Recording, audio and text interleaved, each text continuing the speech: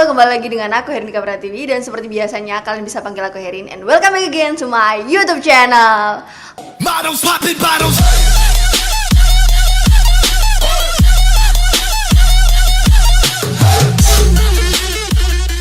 So, selamat datang di program terbaru aku yang namanya Nggak Sansi, Gacor, Santuy, Berisi.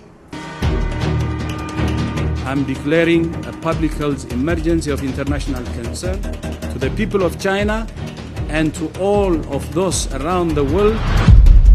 Evakuasi WNI dari Wuhan sudah memasuki tahap akhir.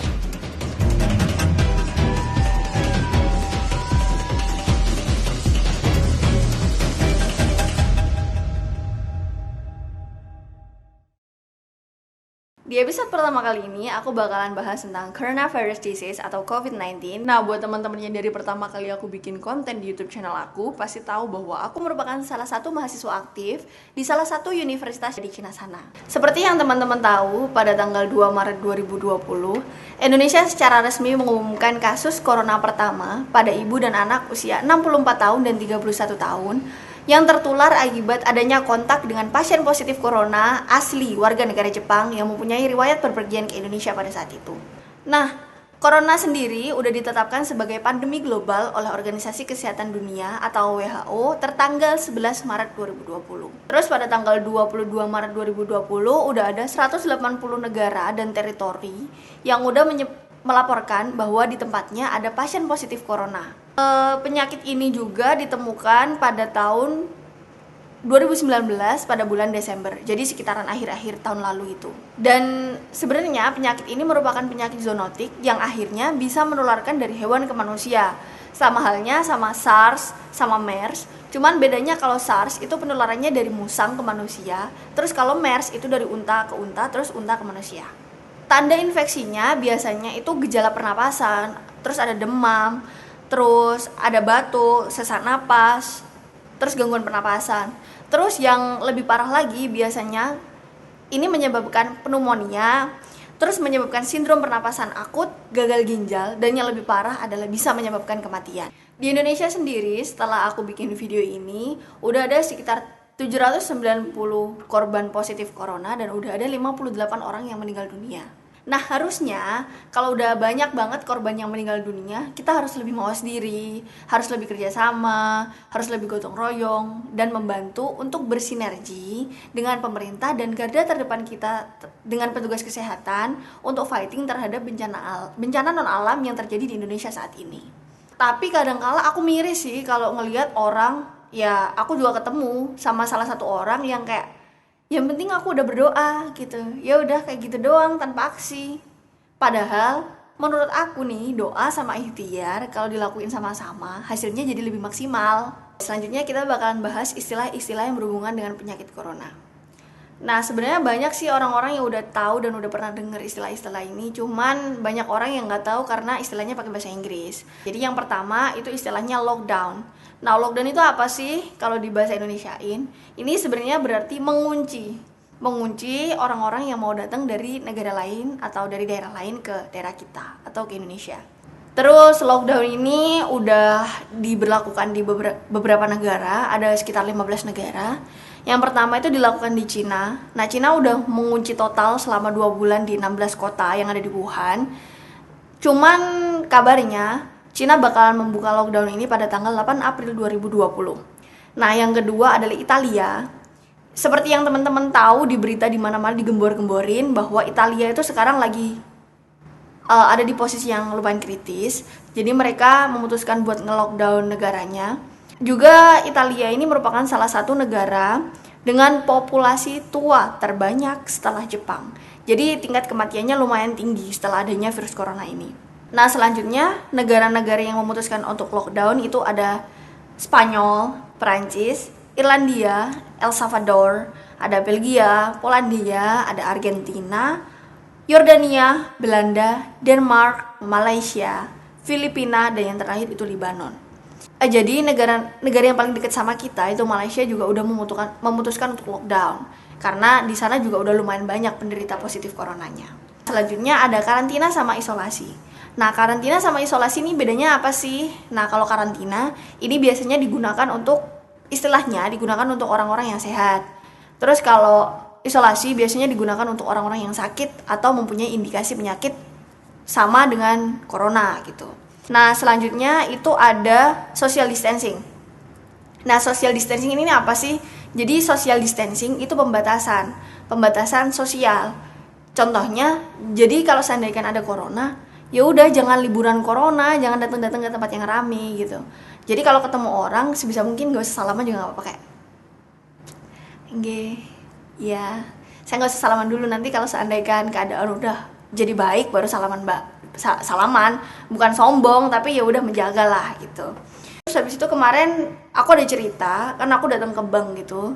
Bank di tempat aku, sebenarnya tempat aku tuh terpencil. Bukan terpencil sih, desa gitu lah. Just call it desa.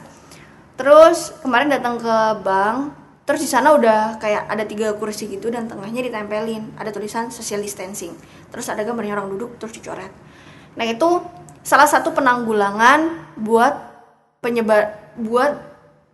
mengurangi penyebaran virus corona ini di masyarakat sekarang. Itu bagus sih. Terus biasanya tempat-tempat kayak Indomaret gitu, itu udah nyediain hand sanitizer, jadi udah lumayan higienis lah.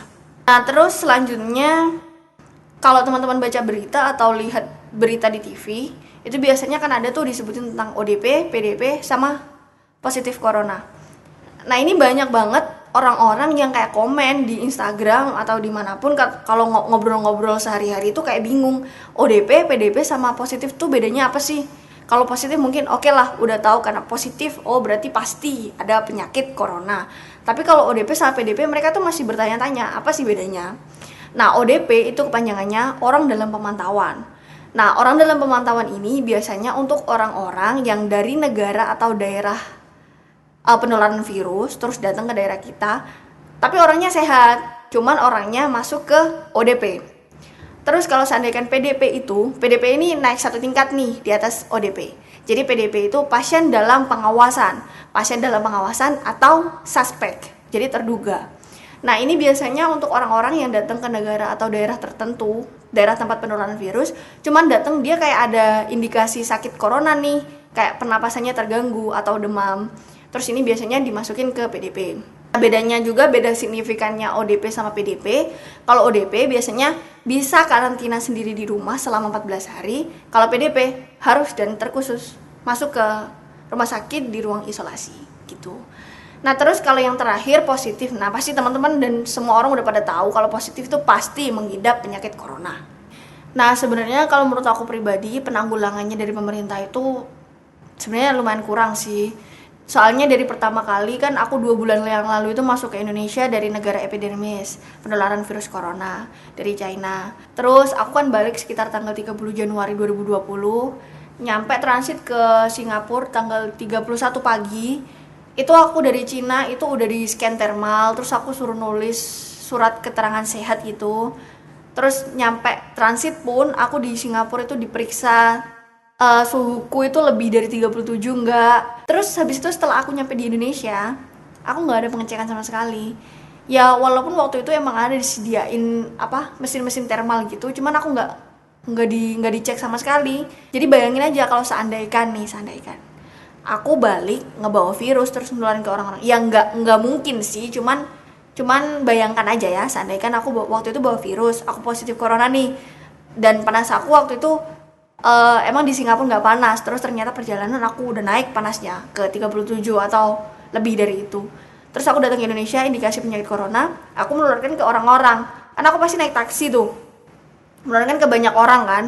Terus habis itu gimana dong penanggulangannya kok kayak gitu, itu sih. Tapi setelah emang waktu itu dideklar bahwa kasus corona pertama di Indonesia di ibu dan anak yang usia 64 tahun sampai 31 tahun itu emang lewat BNPB waktu itu Indonesia mengumumkan bahwa Indonesia dalam keadaan darurat pada tanggal 20, ditetapin tanggal 28 Februari sampai 28 Januari sampai 28 Februari.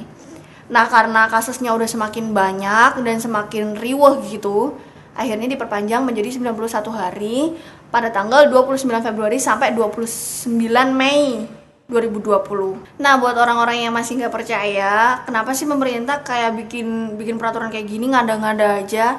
Jadinya kan kita nggak bisa nongki-nongki gaul gitu, terus nggak bisa datang ke hajatan, nggak bisa ada kegiatan yang kerumunan yang banyak orang, terus akhirnya kerjaan aku di cancel. Terus habis itu bahkan ada yang bilang kayak, ya udahlah kita yang penting doa, kita percaya sama Tuhan, ngapain sama penyakit aja kita harus takut. Nah, buat kalian yang kayak gitu, ini nih wajib nonton ini nih.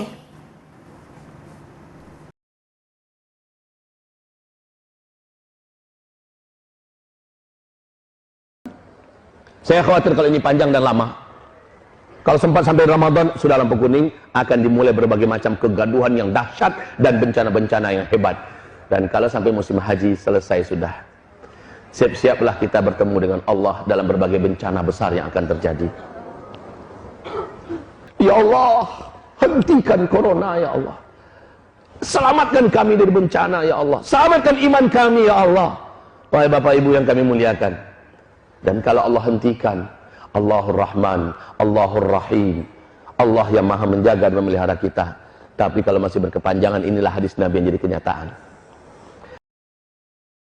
Jadi kita harus lebih bijak ya menyikapi wabah yang sekarang ini lagi gempar-gemparnya. Tetap jaga kesehatan, jangan lupa minum vitamin yang rajin, sering cuci tangan. Kalau seandainya kalian keluar mana-mana, kalau memungkinkan bawa hand sanitizer, bawa aja nggak apa-apa. Kalau seandainya kalian juga ngerasa kondisi lagi kurang fit nih, kalian pakai masker juga nggak masalah. Nah, terus semoga kita tetap sehat-sehat sampai virus corona ini jauh hengkang dari Indonesia. Jauh hengkang dari Indonesia. Terus habis itu, kalau pesan aku tetap lakuin social distancing. Pokoknya hindari salaman sampai virus corona ini benar-benar hilang dari muka bumi atau dari Indonesia. Poin yang paling penting di sini adalah jangan panik.